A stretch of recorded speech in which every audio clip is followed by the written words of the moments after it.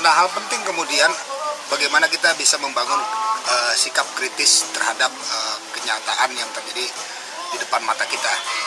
Nah, artinya bahwa kemudian gagasan awal republikanisme itu bagaimana kita bisa memisahkan ranah privat dan ranah publik.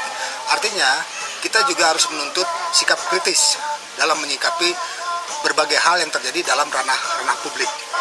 Oleh karena itu, problem hari ini adalah hilangnya intelektualisme, hilangnya tradisi berpikir, hilangnya kemampuan kita menyikapi berbagai persoalan yang terjadi, sehingga yang terjadi adalah banalitas politik. Nah, banalitas politik artinya hal-hal yang kita persoalkan adalah hal yang terjadi di permukaan, bukan hal-hal yang mendasar atau substansi persoalan yang sesungguhnya itu harus kita gali secara mendalam. Nah, di titik ini sebetulnya karena kita kehilangan daya kritis, kita kehilangan intelektualisme. Nah, oleh karena itu bagi saya yang penting ke depan bagaimana kita bisa menumbuhkan kembali kekritisan itu dan intelektualitas kita dalam menyikapi persoalan-persoalan di ranah publik tersebut. Nah, tentunya bagaimana kita bisa mengimplementasikan kekritisan itu banyak hal tentunya. Apa yang kita lakukan misalnya dengan menulis di media massa, berpikir dan bertindak apa yang kita lakukan misalnya dalam forum-forum tertentu, itu adalah bagian dari bagaimana upaya kita melakukan kritisme terhadap persoalan-persoalan publik tadi. Nah, saya ingin menggarisbawahi apa yang terjadi di Amerika.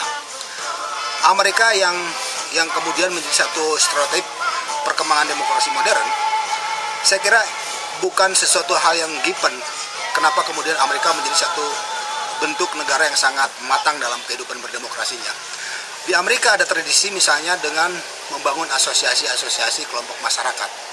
Nah, tentunya kita juga harus membangun bagaimana asosiasi-asosiasi kelompok masyarakat itu, sehingga kemudian dari asosiasi-asosiasi itu terkumpul satu gagasan, satu kritisme terhadap berbagai persoalan publik itu. Nah, saya kira kalau kita melihat pada aspek kultural, di mana tradisi berkumpul, tradisi bekerja sama, itu adalah bagian dari kultur masyarakat kita.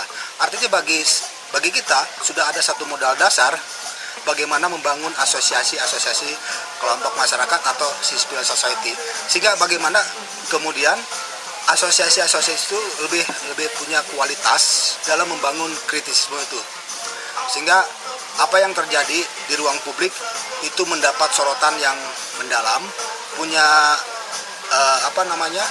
second opinion, sehingga apapun yang terjadi di ruang publik punya counterpart lah, kira-kira seperti itu.